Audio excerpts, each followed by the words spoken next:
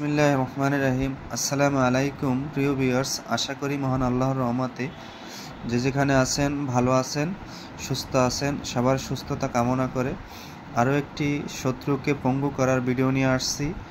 সবার কাছে অনুরোধ থাকবে ভিডিও শুরু থেকে শেষ পর্যন্ত দেখবেন, কথাগুলো শুনবেন, তারপরে অবশ্যই এই ক্রিয়ার মাধ্যমে আপনার কঠিন শত্রুকে আপনি পঙ্গু এবং জব্দ করতে পারবেন। আশা করি সবার কাছে অনুরোধ ভিডিও শুরু থেকে শেষ পর্যন্ত দেখে লাইক, কমেন্ট এবং চ্যানেলটি অবশ্যই সাবস্ক্রাইব করবেন যদি আপনাদের ভালো লাগে। এখনকার যুগে যেরকম ভিডিও দেওয়া দরকার এডিট করে আসলে সেরকম আমি পারছি না, তার জন্য সবার কাছে ক্ষমা চাচ্ছি। আর আমি সেরকম ভিডিও এডিট করে বানিয়ে বলা এগুলো আমি পারি না আসলে। আজকে টপিকটা হলো শত্রুকে পঙ্গু করা। তবে কোনো অনার্থক মানুষের উপরে এটা চালিয়ে আপনি পরীক্ষা করবেন না, সবার কাছে অনুরোধ। সেরকম পরীক্ষা করে যদি আপনি কোনো আইনি ঝামেলা কোনো বিপদে পড়েন, আমি আমার চ্যানেল কিন্তু কখনো দায়ী থাকব না। এই শত্রুকে পঙ্গু করতে চাইলে আপনি খুব সহজে করতে পারবেন, খুব সহজে। তবে অবশ্যই গুরুর অনুমতি নেবেন। যদি গুরু না থাকে, মহাদেবের ছবি সামনে রেখে সনাতন ধর্ম হন, তাহলে মহাদেবের গুরু বানিয়ে তার 2 মালা জপ করে নেবেন। আর এই কাজ করার আগে অবশ্যই নিজের শরীরটা ভালো করে বেঁধে নেবেন, মানে বন্ধন করে নেবেন। আমার চ্যানেলে অনেকগুলো বন্ধন দেয়া আছে, সেখান থেকে নিন, বা আপনি জানলে তো ভালো। তবে যদি কেউ প্রথম অবস্থায় করতে চান যে আপনি কাজ শিখবেন, আপনি প্রথম অবস্থায় একজনকে পঙ্গু করে দেখবেন, তাহলে কিন্তু হবে না। অবশ্যই বুঝে শুনে তারপরে কাজটি করবেন। অবশ্যই নিজে সুরক্ষা রেখে তারপরে এই কাজটি করতে যাবেন। তবে ক্রিয়াটা খুবই সহজ ক্রিয়ার মাধ্যমে আজকের করতে পারবেন। আমি নকশাটা অবশ্যই দেখাই দেব। প্রথমে আপনি একটি শ্মশানের যেখানে চুলা আংরা, সেখানে শ্মশান থেকে মাটি সংগ্রহ করবেন। যদি সেটা সিমেন্টের করা থাকে তাহলে তার একটু সামনে থেকে মাটি সংগ্রহ করবেন, যেখানে দাহ করে ময়লাগুলো ফেলে দেওয়া হয়।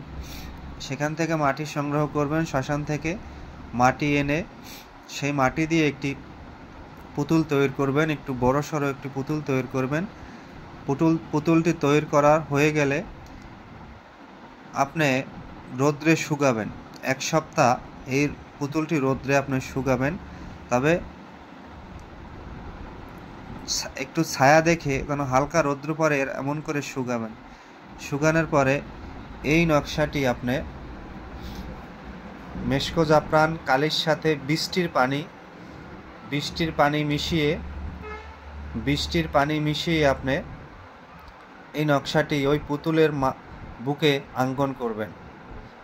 অঙ্কন করে অবশ্যই তার মায়ের নাম, বাবার নাম লিখে দিবেন।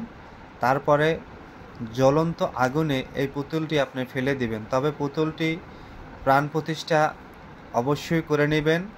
2 চোখে 2টা তুলসী পাতা, বুকে একটি তুলসী পাতা দিয়ে প্রাণ প্রতিষ্ঠা করে নেবেন পুতুলটাকে।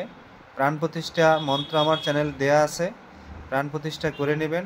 তারপরে আপনি এই নকশাটা তার বুকে অঙ্কন করে দিবেন, বাবা মার নাম লিখে দিবেন। তারপর জ্বলন্ত আগুনে অথবা ইট যেখানে পোড়ানো হয় বাটা, সেই ইটের চুলার ভিতরেও ফেলে দিতে পারেন।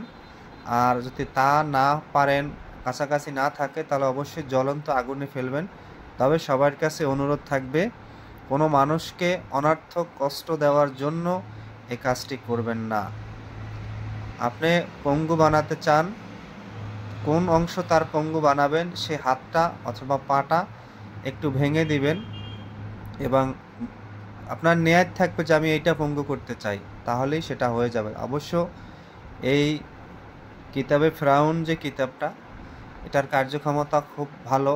আর এটা এখনকার আমি দেখি না যে কোনো ইউটিউবে কোনো চ্যানেলে এটা দিবে। তবে সবার কাছে অনুরোধ, আমার মন্ত্র যদি কেউ আমার নকশা নিয়ে চ্যানেলে দেওয়া হয়, তার উপরে কঠিন অবস্থান করা হবে। কারণ আমার চ্যানেলের মন্ত্র ইন্ডিয়াতে অনেকজনই চ্যানেল খুলেছে আমার মন্ত্র নিয়ে।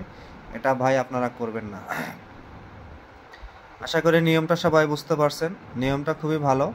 এই নিয়মে অবশ্যই কাজ করলে আপনার শত্রুকে আপনি পঙ্গু করতে পারবেন। যাহাকে পঙ্গু করতে চান মনে করেন, তাহার বাবা মার নাম লিখতে হবে এবং নিয়ত থাকবে তার হাত অথবা পা বা যেটা পঙ্গু করবেন সেটা ভেঙে সে আগুনে ফেলে দেবেন। সবাই ভালো থাকবেন, সুস্থ থাকবেন। আর এই ক্রিয়ার মাধ্যমে আপনার শত্রুকে আপনি খুব সহজে পঙ্গু করতে পারবেন। তবে মনে রাখবেন, কোনো মানুষকে অনর্থক কষ্ট দিবেন না। সবার কাছে অনুরোধ। আজ এ পর্যন্তই। সবাই ভালো থাকেন, সুস্থ থাকেন। আসসালামু আলাইকুম ওয়া রাহমাতুল্লাহি ওয়া বারাকাতুহু।